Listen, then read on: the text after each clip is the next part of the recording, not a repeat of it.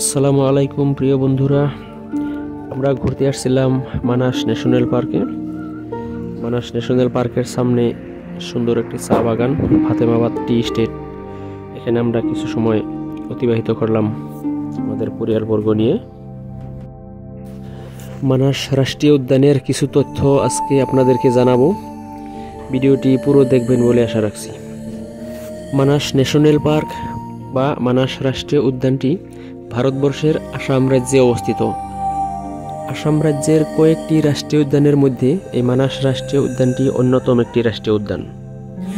ভুটান থেকে শুরু করে নিয়ে আসামের কয়েকটি জেলা বাক্সা, চিরাং এবং উদালগুড়ি জেলার এক বিস্তৃত এলাকা জুড়ে রয়েছে এই মানাস রাষ্ট্রীয় উদ্যানের পরিসীমা।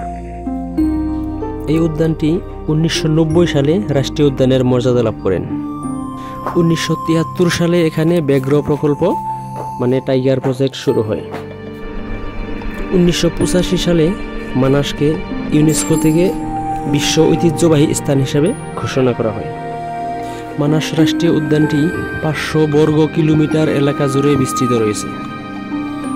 অসংখ্য বন্যপ্রাণীর বিচরণ ভূমি এই মানাস রাষ্ট্রীয় উদ্যান। এর ভিতরে অন্যতম হচ্ছে বাঘ, হাতি, হরিণ, ওয়াটার বাফেলো যেটাকে আমরা মোষ বলে থাকি, গন্ডার, সোনালী বান্দর, ময়ূর আর অসংখ্য পশু পাখি। মানাস রাষ্ট্রীয় উদ্যানটি ব্যাঘ্র সংরক্ষিত বনাঞ্চল হিসাবে পরিচিত, তার মানে এখানে বাঘ সংরক্ষণ করা হয়। প্রাকৃতিক দৃশ্যয় ভরপুর এই মানাস রাষ্ট্রীয় উদ্যান। এটাকে প্রকৃতির বিচরণ ভূমিও বলতে পারেন আপনারা। এই উদ্যানের উত্তরে ভুটানের সারি সারি পাহাড়গুলো দেখা যায়। পাহাড় থেকে বয়ে আসা বেকি নদীটি এই মানাস রাষ্ট্রীয় উদ্যানের মাঝখান দিয়ে বয়ে গেছে। আপনারা এই সবুজ সবুজ চা বাগানগুলো দেখতেছেন। এই চা বাগান দিয়ে এই রাস্তা দিয়ে একটু এগিয়ে গেলেই সামনে ওখানে রয়েছে মানাসের মেন গেট। এটাই মানে মানাসের প্রবেশদ্বার। বিশ্বের বিভিন্ন দেশ থেকে যেগুলো পর্যটক আসে, এই পর্যটকগুলো এখান দিয়েই ঢোকে। আর এই রাস্তা দিয়ে একটু এগিয়ে যাওয়ার পরে ওইদিকে লেফট সাইডে একটু চলে গেলেই মানে একটু এগিয়ে যাওয়ার পরে ওখানে রয়েছে আপনার এই বেকি নদীটা।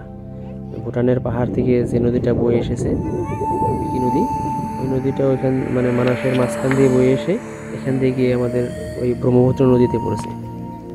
বাইরে থেকে যখন পর্যটকরা আসার পরে প্রথমেই মানে মানাসে ঢোকার প্রথমেই এই বাগানটা চোখে পড়ে, মানে এই বাগান দিয়ে ঢুকতে হয়। এই বাগানের মনোমুগ্ধকর দৃশ্য দেখে পর্যটকগুলো প্রথমেই মানে আপ্লুত হয়ে যান। তারপরে ভিতরে ঢোকার পরে ওইদিকে তো মানে দেখার মতো অনেক কিছু আছে। সুন্দর পরিবেশ, প্রাকৃতিক পরিবেশ।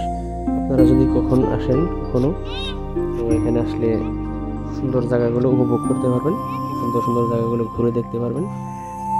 বিশ্বের বিভিন্ন দেশ থেকে বিদেশি পর্যটক আসে এখানে মানাস দেখতে, মানাসের এই ঐতিহ্যগুলো দেখতে।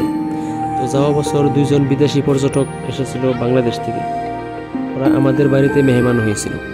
তো কয়েকদিন আমাদের বাড়িতে থেকে এদিকে ঘুরে খুব আনন্দ উপভোগ করছে। মানাসের যেগুলো প্রাকৃতিক দৃশ্য এগুলো ওরা দেখে মানে মুগ্ধ হয়েছিল। বিভিন্ন ব্যস্ত এলাকা থেকে যখন মানুষ মানে এদিকে আসে, এরকম মানে নির্জন জায়গায় আসে, প্রাকৃতিক পরিবেশ দেখতে আসে, ওরা এখানকার নির্জনতায় হারিয়ে যায়। এত সুন্দর এক পরিবেশ, নির্জন জায়গা, কোনো মানুষের এরকম ভিড় নাই, নিস্তব্ধ পরিবেশ, শুধু প্রকৃতি। প্রাকৃতিকভাবে যা কিছু আছে সব প্রাকৃতিক। মানুষ এসে এখানে নিজেকে হারিয়ে ফেলে। আপনারা ইচ্ছা করলেও এখানে যদি আপনাদের দেখতে মন চায় সময় নিয়ে আসতে পারবেন। যদি কেউ আসেন আমার সাথে যোগাযোগ করতে পারেন। 2 দিন আগে আমরাও এখানে এসেছিলাম ফ্যামিলি নিয়ে। এখানে এসে এখানকার প্রাকৃতিক দৃশ্যগুলো উপভোগ করলাম। খুব সুন্দর নির্জন একটি জায়গা। এখানে আসলে বাড়িতে ফিরে যাওয়ার মন চায় না, এরকম লাগে যে এখানেই থেকে যাই। এত সুন্দর জায়গা, প্রাকৃতিক পরিবেশ, চারোদিকে সবুজ শ্যামল পরিবেশ, সুন্দর চা বাগান। চা বাগানে এসে আপনার মানে অন্যরকম ভালো লেগে যাবে, বাড়িতে ফিরে যাওয়ার ইচ্ছেই হবে না। এখানে নেই কোনো ভিড়, নেই কোনো ব্যস্ততা, চারোদিকে শুধু নির্জনতা। মন ভরে উপভোগ করার মতো একটি জায়গা। তাই বিশ্বের বিভিন্ন দেশ থেকে প্রকৃতি প্রেমীরা এসে প্রাণ ভরে উপভোগ করে যায় এখানকার সৌন্দর্য।